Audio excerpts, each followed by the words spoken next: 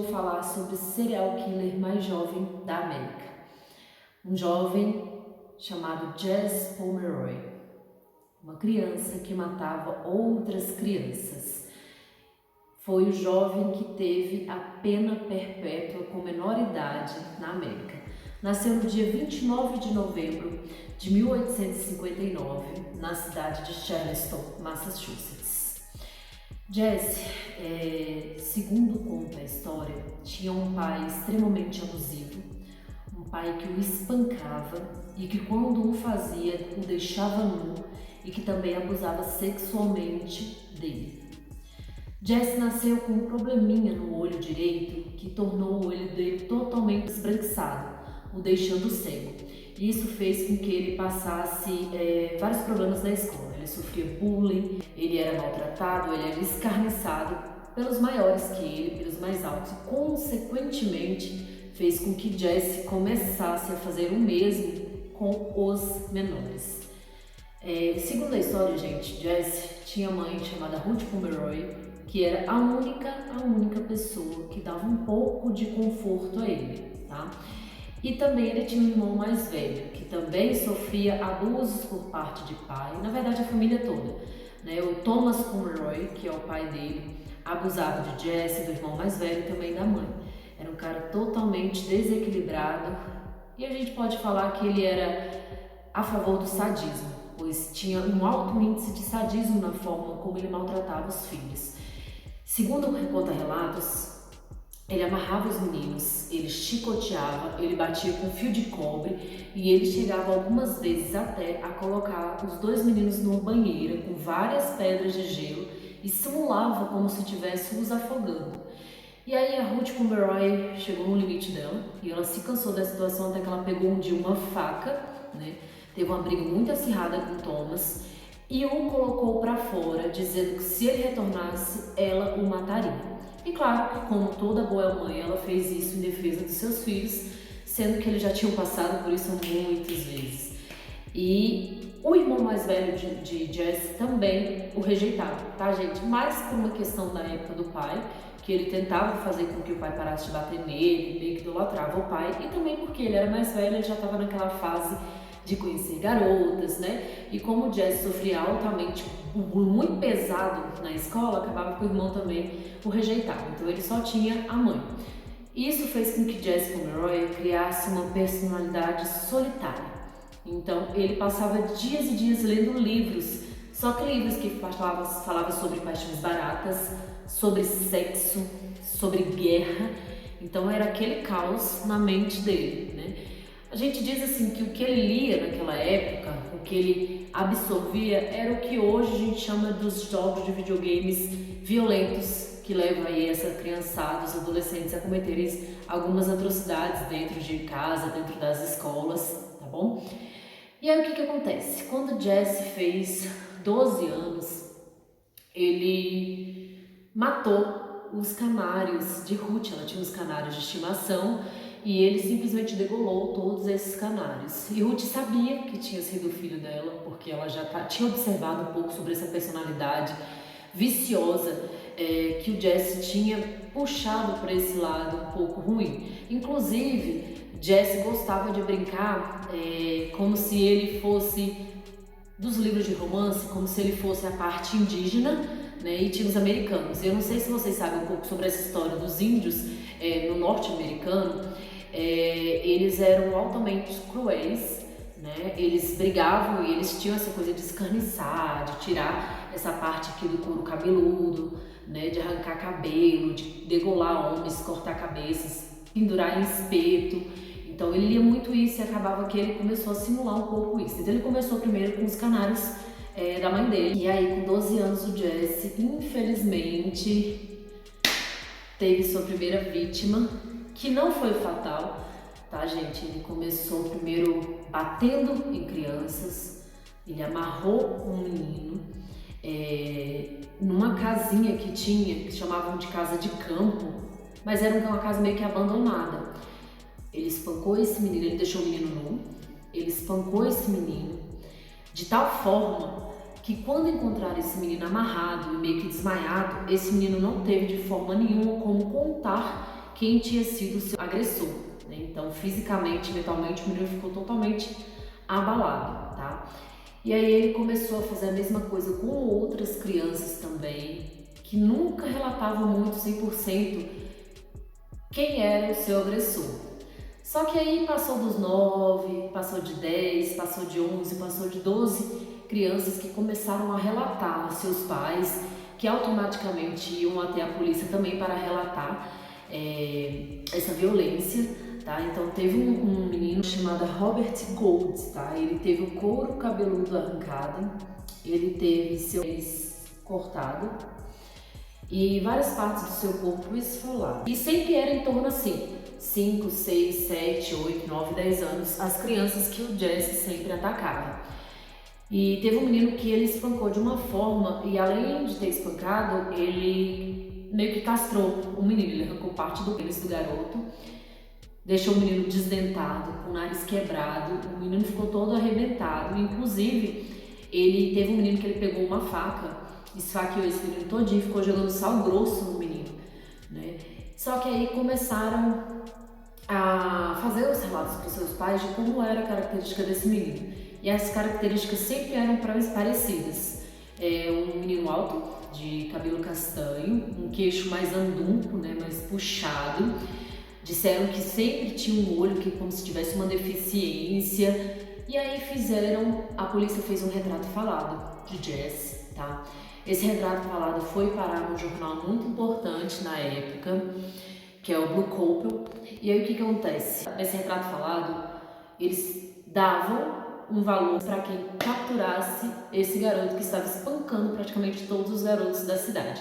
Até então, gente, até aí as vítimas de Jesse sempre tinham sido meninos, tá? Então a gente consegue ver aí que tem muita ligação, que a forma como ele violentava suas vítimas, né, a forma como ele espancava, como ele batia, como ele amarrava, era muito parecida com o que o pai dele fazia com ele. E aí a mãe de Jesse leu esse jornal e ela identificou que, obviamente, poderia ser o filho dela. Robert estava na delegacia, né, foi uma das suas últimas vítimas, assim, digamos, antes dele começar a matar de fato, tá, gente?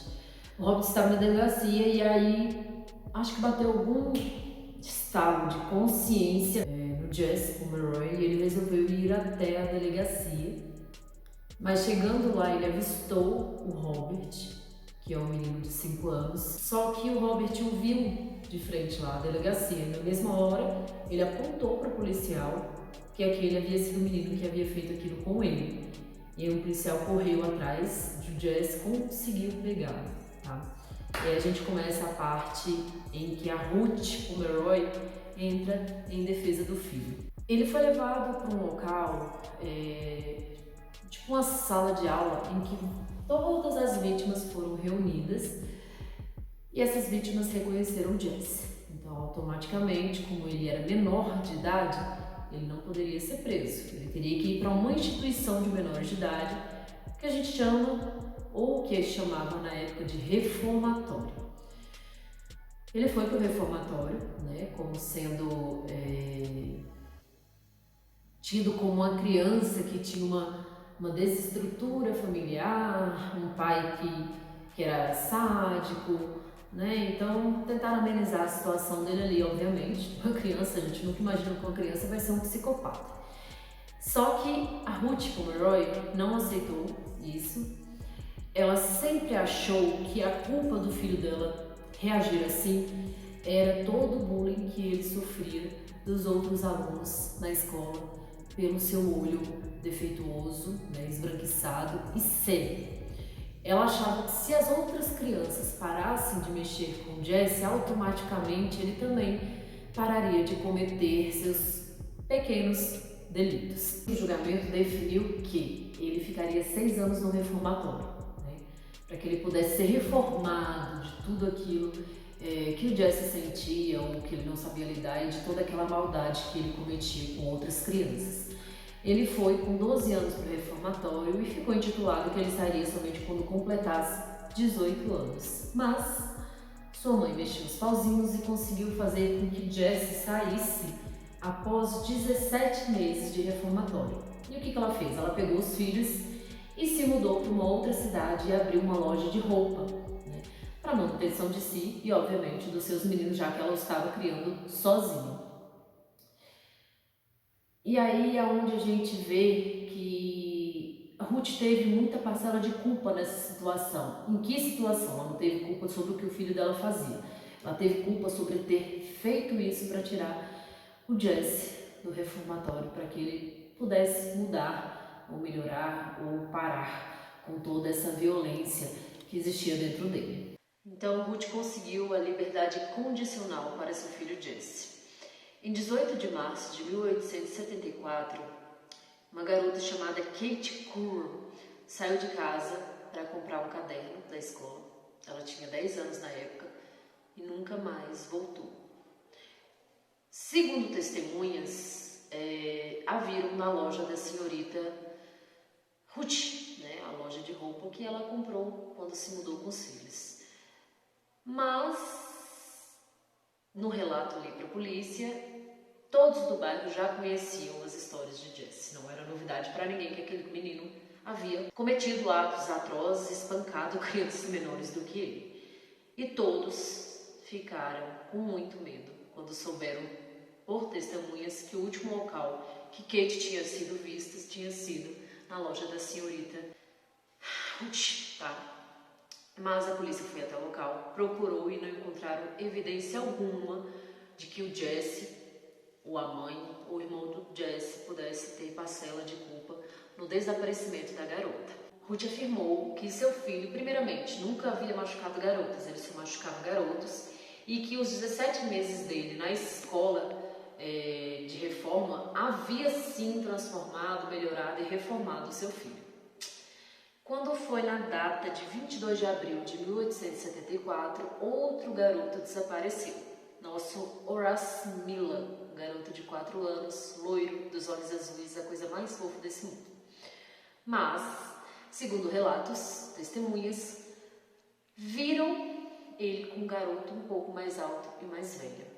O corpo de Horace, gente, foi encontrado como se fosse um poço, numa praia,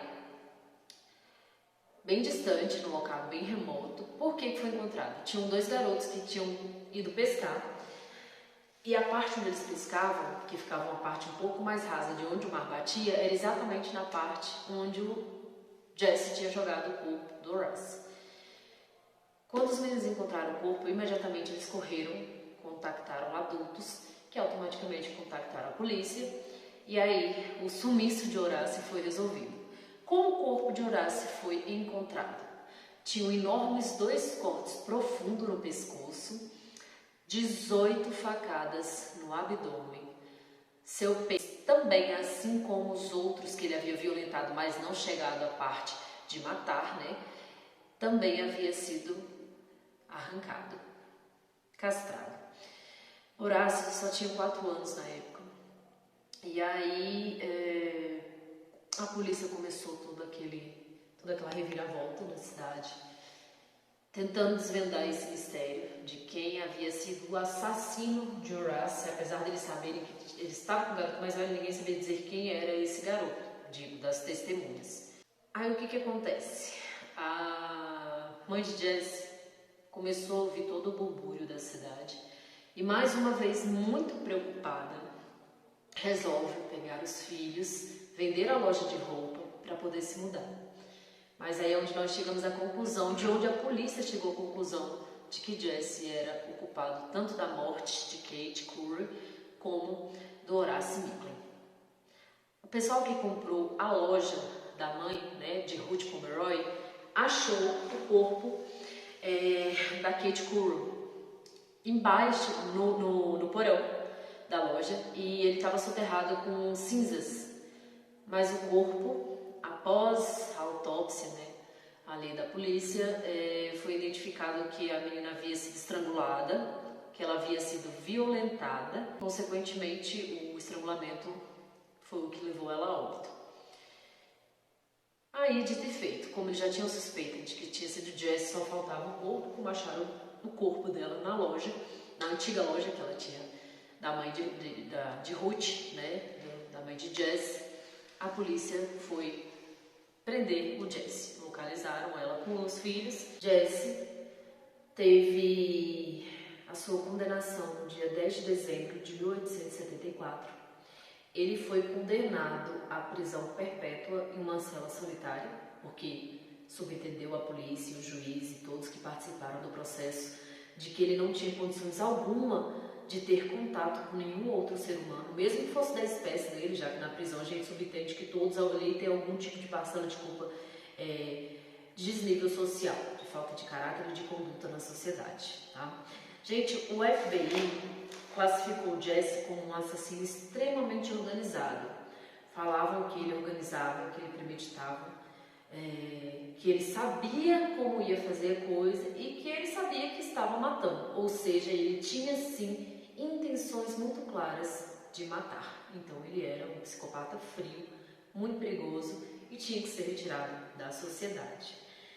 Ele foi considerado um assassino de luxúria, pois o seu modus operandi era deixar suas vítimas nuas, espancá-las e enquanto ele espancava suas vítimas, gente, ele se masturbava.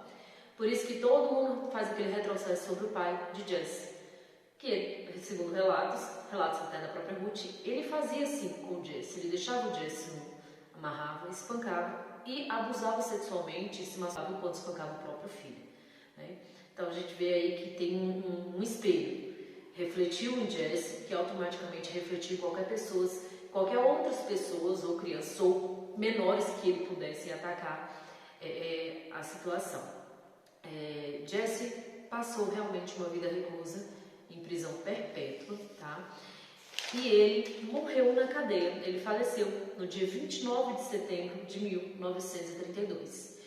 Estudou muito na cadeia, ele virou poliglota, ele aprendeu alemão, francês, ele já tinha inglês e ainda, segundo relatos, ele aprendeu a língua gregoriana.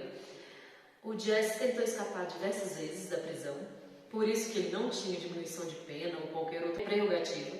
Segundo relatos, ele também tentou estudar sobre leis na prisão, para ver o que ele podia fazer com ele mesmo, para a própria soltura ou própria defesa, tá?